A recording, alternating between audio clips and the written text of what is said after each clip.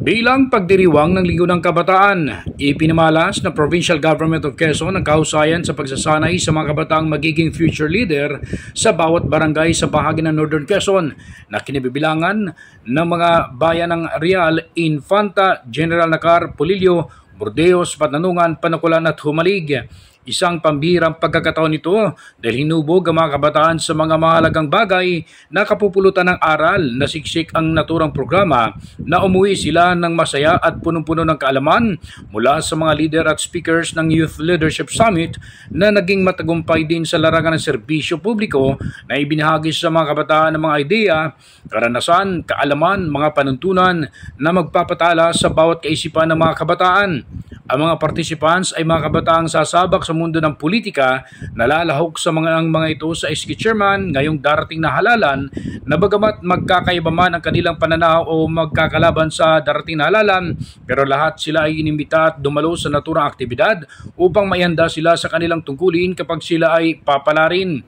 Pinangunahan ni Lieutenant Colonel Danilo V. Iskandor, Commander ng 1st Infantry Battalion ng Philippine Army, kasama si Major Benjamin Mendez, Captain Atulba at ang naging tagapagsalita sa pagtatapos ng programa na si Infanta Vice Mayor Eli Ruanto na nagbahagi ng napakagandang motivational talks na tumatak sa puso at isipan ng mga kabataan kung paano nila mapagtagumpayan ang karera sa mundo ng politika at kung paano nila pangangasiwaan ang tatahakin nilang landas sa pagsiserbisyo sa bayan bilang mga kabataan.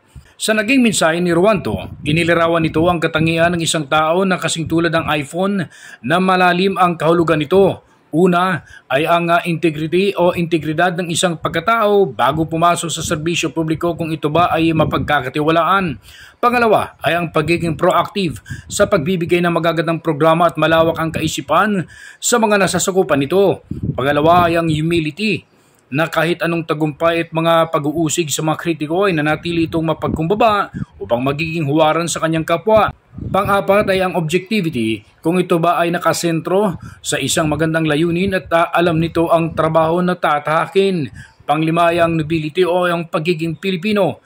Pang-anim ay ang excellence, na kailangang lahat ng aspeto ng trabaho ay ibinibigay lahat ng talento at galing para sa kapakanan ng kanyang mga kababayan na pulido ang resulta nito. Bagamat kulang ang oras at araw dahil siksik ang mga nakahanay ng programa, pero sa kabuuan naging matagumpay na isinagawa ang kanaunahang Youth Leadership Summit na may pinamagatang kabataan ay pangalagaan tungo sa maunlad na sambayanan.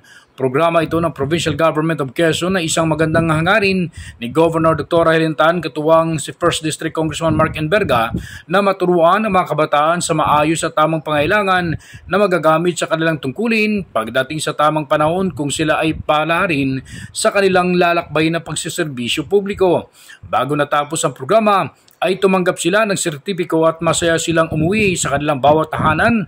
Bit-bit ang sandata ng kaalaman na may babahagi rin sa kanilang mga kababayan o mga kabataang kabarangay.